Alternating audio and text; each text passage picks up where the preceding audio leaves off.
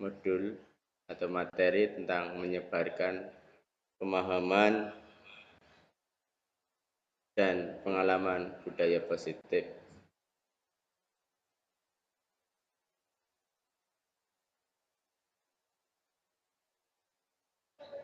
Saya Arif Hidayat, guru SMK Tio Mejagung, calon guru penggerak angkatan 7 Kabupaten Pemalang, Jawa Tengah.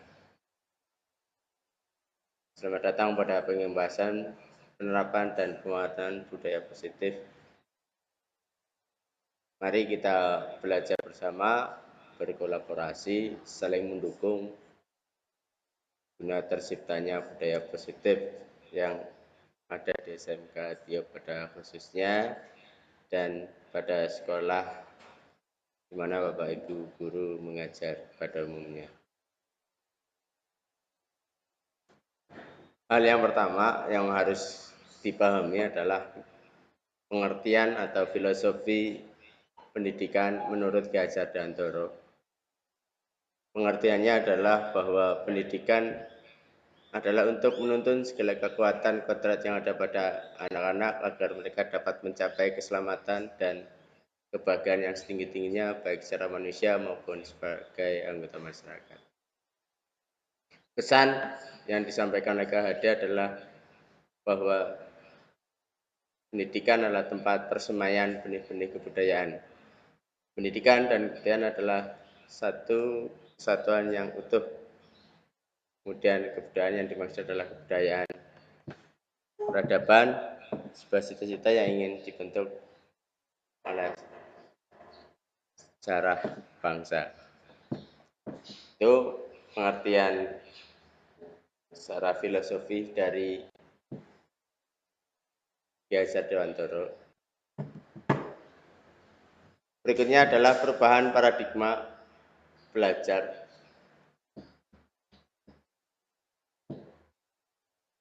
Mengubah paradigma belajar dari paradigma stimulus respon kepada pendekatan teori kontrol. Dari stimulus respon, guru memberikan rangsangan kepada murid untuk maksud agar murid melakukan reaksi atas rangsangan tersebut. Itu stimulus respon. Kemudian kalau teori kontrol, semua perilaku memiliki tujuan bahkan terhadap perilaku yang anak sukai. Setiap manusia memiliki kontrol yang penuh atas dirinya sendiri. Kemudian penjelasan mengenai perubahan paradigma belajar menurut Dr. William Glasser dalam kontrol teori meluruskan beberapa miskonsepsi atau salah persepsi tentang makna kontrol. Yang pertama, ilusi guru mengontrol murid. Yang kedua, ilusi bahwa semua penguatan positif, efektif, dan bermanfaat. Yang ketiga, ilusi bahwa kritik dan membuat orang merasa bersalah dapat menguatkan karakter. Ilusi bahwa orang dewasa memiliki hak untuk memaksakan. Itu teori menurut Glasser. Kemudian saya tampilkan diagram atau tabel mengenai perubahan paradigma belajar.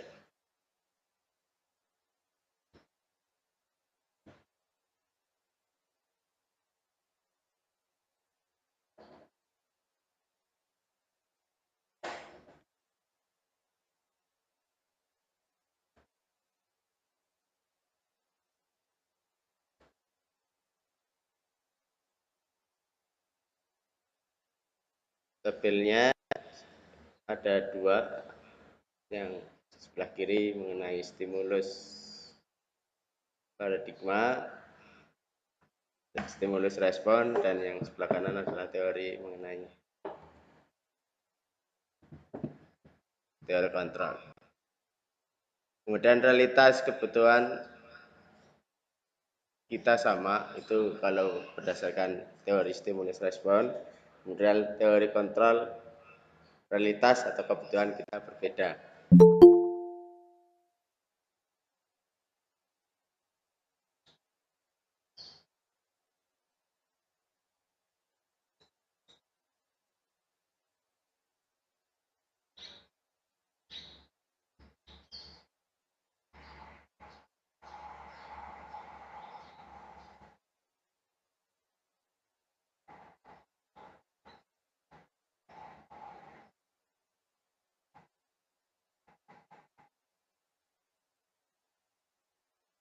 Yang berikutnya mengenai stimulus paradigma belajar. Stimulus respon, kita mencoba mengubah orang agar berpandangan sama dengan kita. Sedangkan pada teori kontrol, kita berusaha memahami pandangan orang lain tentang dunia. Kemudian berikutnya, perilaku buruk dilihat sebagai suatu kesalahan. Jangan di teori kontrol, semua perilaku memiliki tujuan. Kemudian di stimulus respon, saya bisa mengontrol orang lain. Teori kontrol, Anda tidak bisa mengontrol orang lain. Kemudian pemaksaan ada pada saat bujukan gagal, sedangkan di teori kontrol kolaborasi dan konsensus menciptakan pilihan-pilihan baru.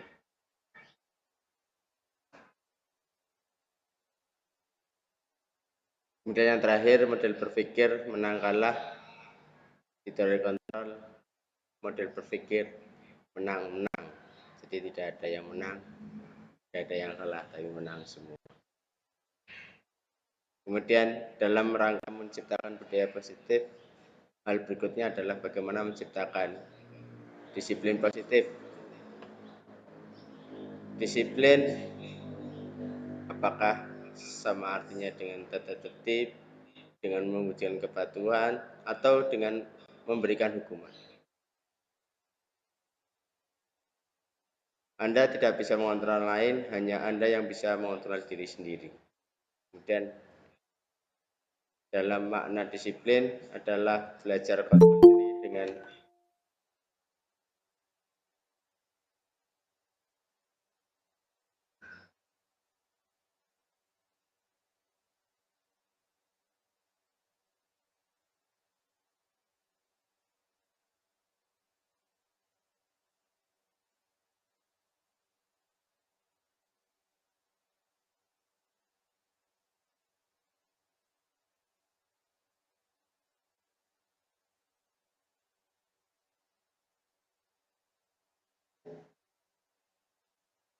makna disiplin, belajar kontrol diri dengan menggali potensi kita agar tercapai tujuan, yaitu sesuatu menjadi tujuan yang kita inginkan.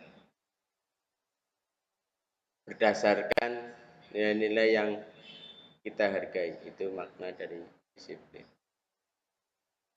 Kemudian, seseorang yang memiliki disiplin diri berarti mereka bisa bertanggung jawab terhadap apa yang dilakukannya karena mereka mendasarkan tindakan mereka pada nilai-nilai kebajikan universal.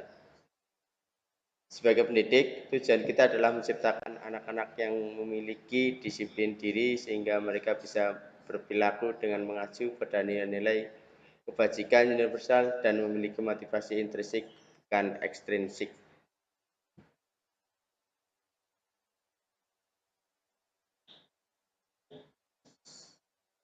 Sebelum ke slide selanjutnya, kira-kira ada hal yang mau disampaikan atau yang perlu didiskusikan mengenai materi yang sudah disampaikan mengenai disiplin positif. Monggo Bapak Ibu. Bu Yayuk, silakan Bu Yayuk. Bangun Sri Rezeki atau Bu Uswatun. Pak Dwi mungkin Pak Dwi. Kalau tidak ada, saya lanjutkan mengenai hal berikutnya yaitu motivasi perilaku manusia.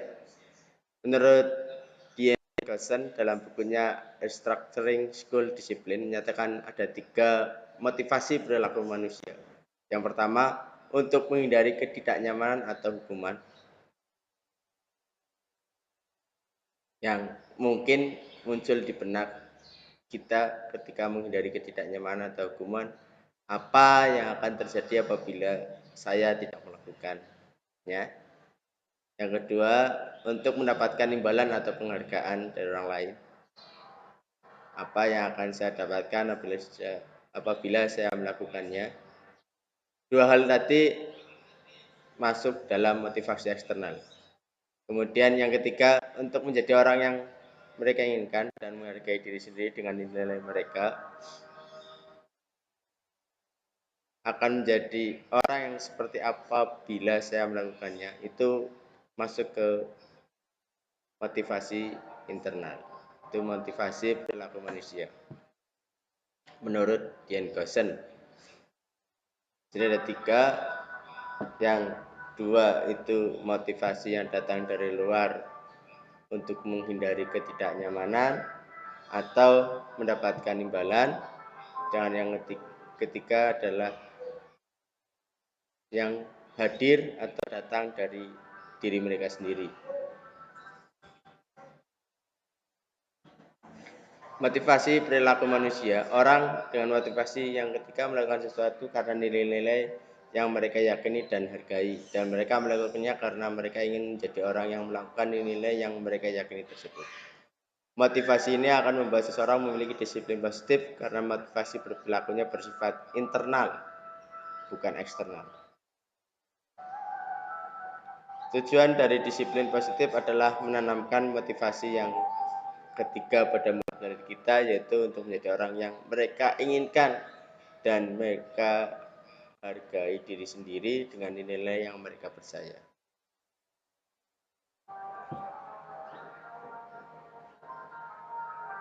Kemudian budaya positif.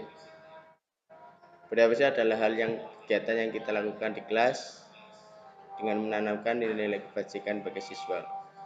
Nilai-nilai kebajikan dan sifat-sifat positif manusia yang merupakan tujuan mulia yang ingin dicapai setiap individu.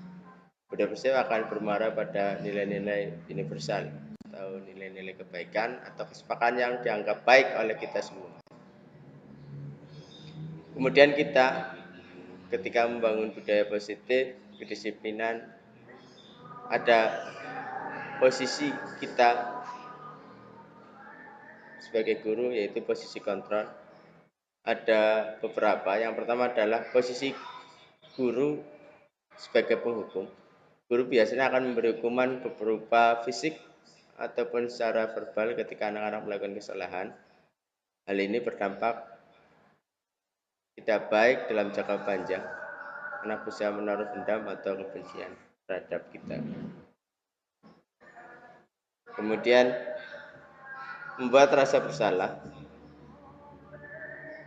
Membuat rasa bersalah anak ketika berbuat kesalahan, guru biasanya akan mengucapkan kata-kata yang membuat anak merasa bersalah. Contohnya, kok kamu begitu? Pak guru merasa kecewa sama kamu. Kata-kata ini akan membuat anak merasa bersalah. Yang ketiga, posisi kontrol guru sebagai teman. Guru memposisikan diri sebagai teman kepada murid kita, sebagai contoh teman curhat ataupun teman bermain guna mencari informasi atas kesalahan yang mereka lakukan. Contohnya, ada apa denganmu? Ayo ceritakan biar kamu merasa lega.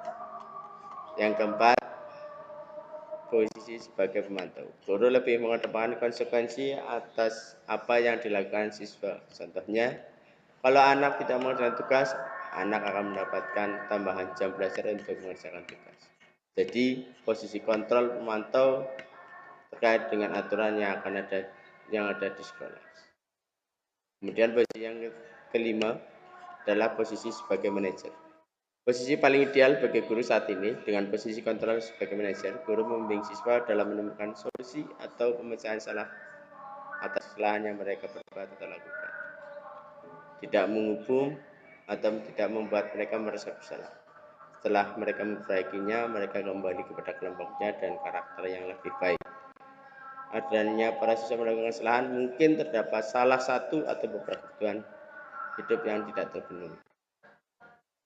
Ini materi yang menarik yang mungkin perlu kita terapkan karena pemahaman posisi kontrol dari kelima ini terkadang kita masih memilih di antara 1 sampai 4, sementara untuk posisi kita sebagai manajer terkadang terlupakan.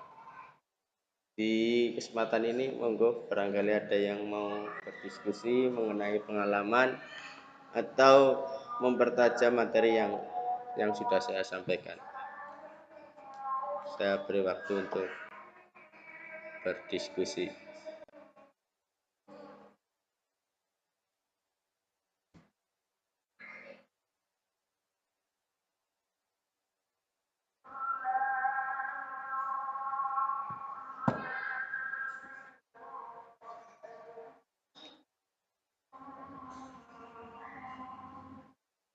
Pak Dwi, silakan Pak Dwi. Bertanya mengenai pengalaman bagaimana membentuk atau membangun budaya positif yang ada di sekolah.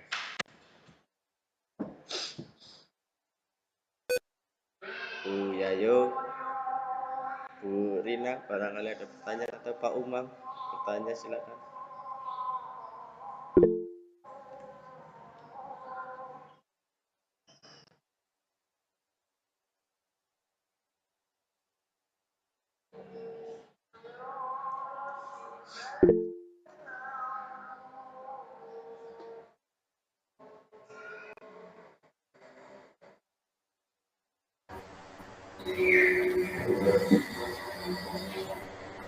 Yes. Ya, terima kasih waktunya Pak Arief.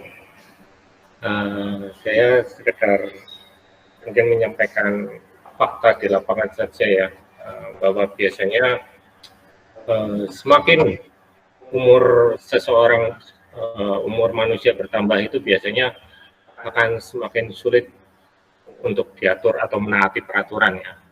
Sebagai contoh misalkan mungkin rekan-rekan guru lain juga bisa memantau ya ketika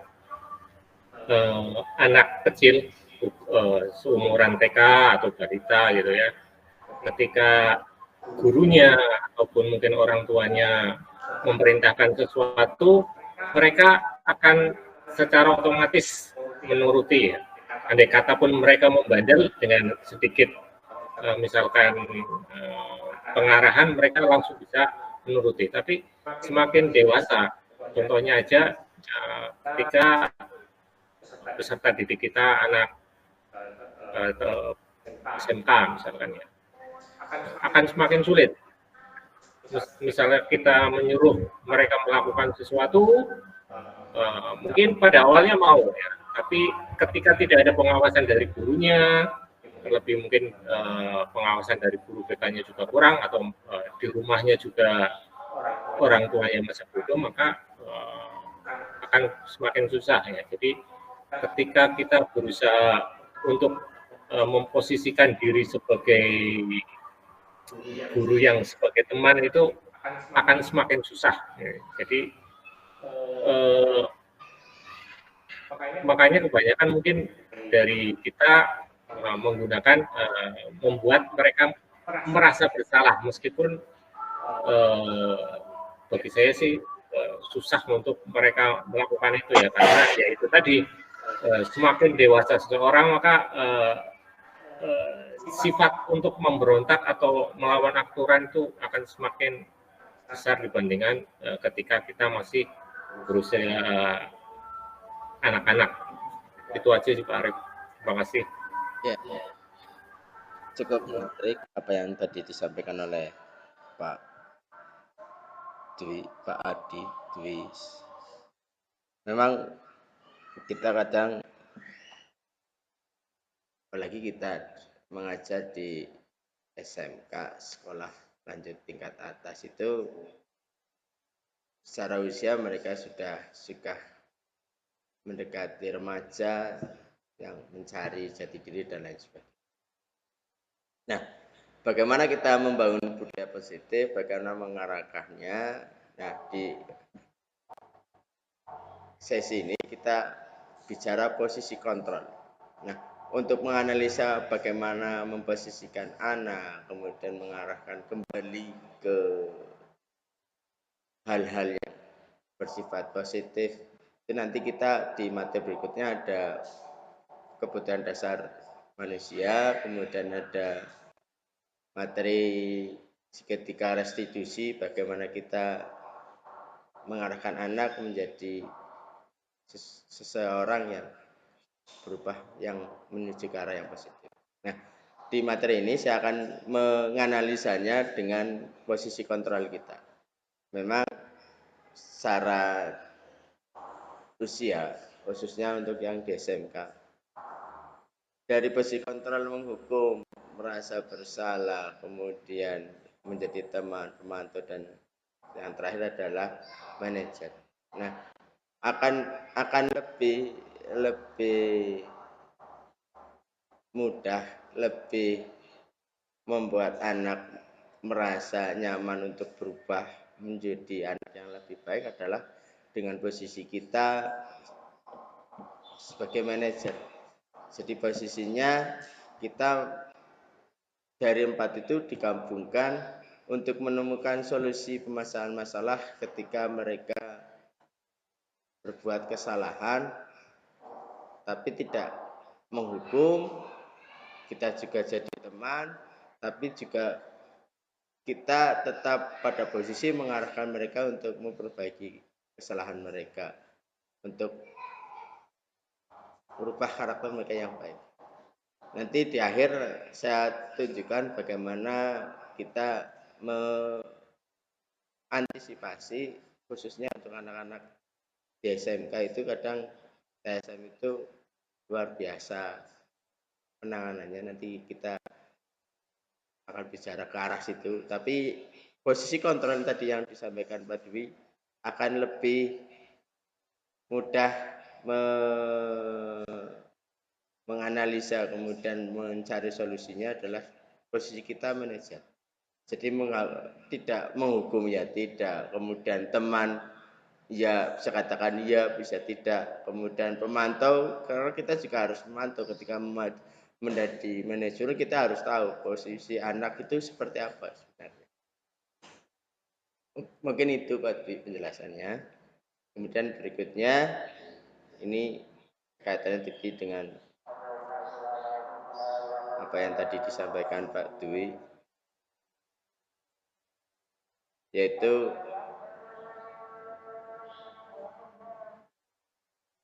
mengenai 5 kebutuhan dasar manusia.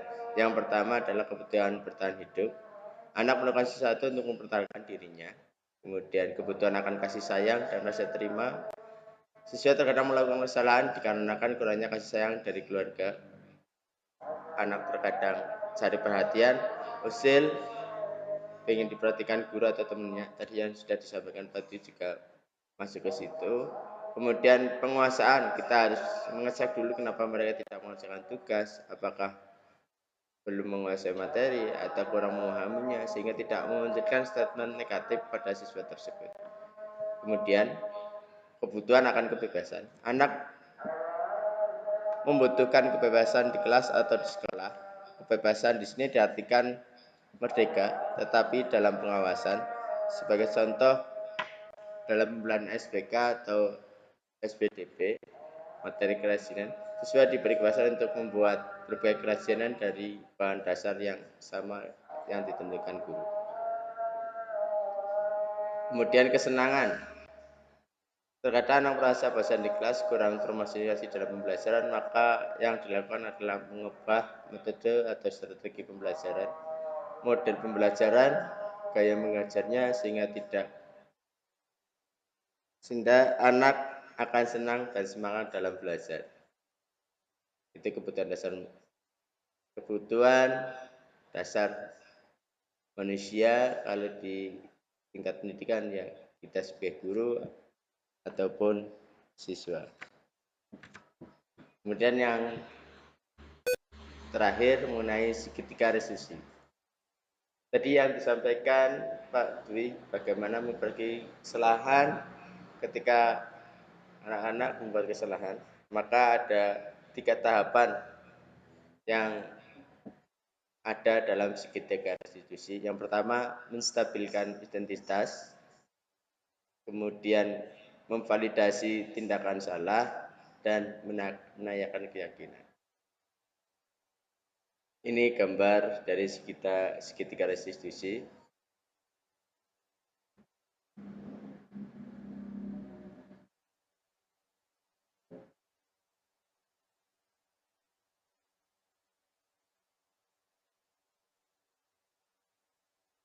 bagian bawah mengenai menstabilkan identitas. Jadi ketika anak atau siswa melakukan kesalahan, kita mungkin bisa menyampaikan bahwa setiap orang pernah melakukan kesalahan. Kamu bukan satu-satunya yang pernah melakukan ini. Sebagai contoh, di kehidupan kita sebagai guru, anak kadang terlambat sekolah, bolos. Langkah awalnya adalah dengan menstabilkan identitas. Misalnya dengan berkata, dulu saya pernah sekolah dan pernah melakukan kesalahan, dan kamu bukan satu-satunya yang terlambat. Saya pun dulu pernah terlambat. Itu langkah awal dalam seketika resolusi, yaitu menstabilkan identitas. Kemudian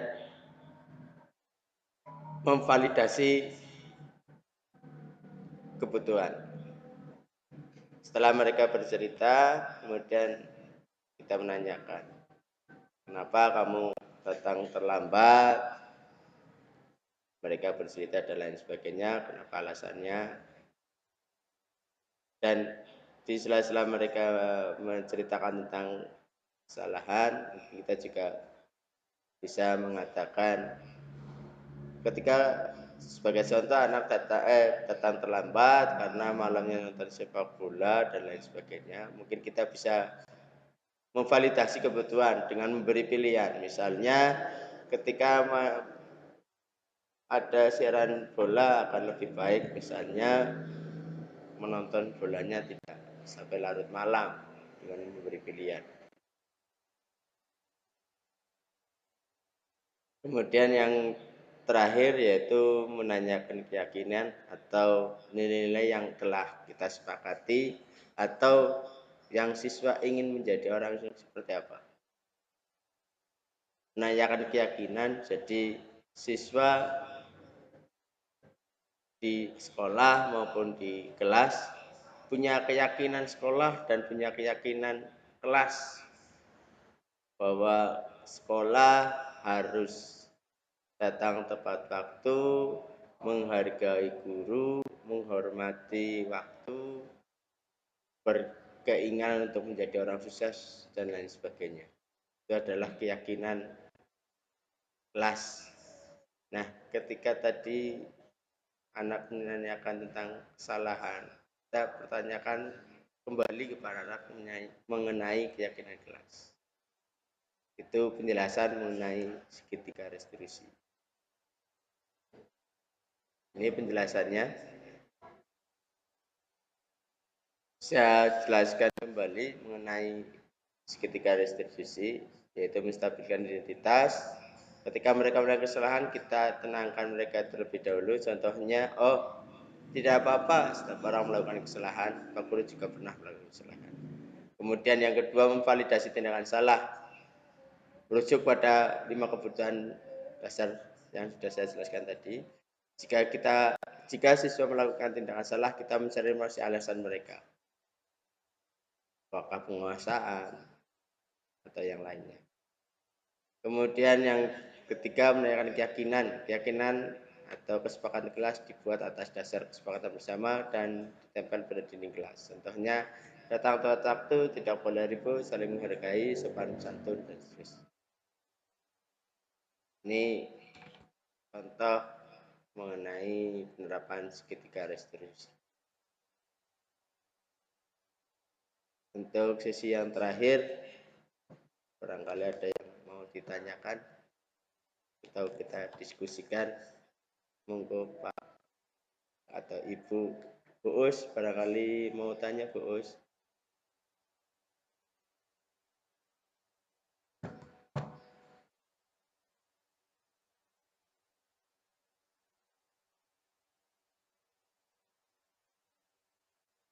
Jika tidak ada yang ditanyakan,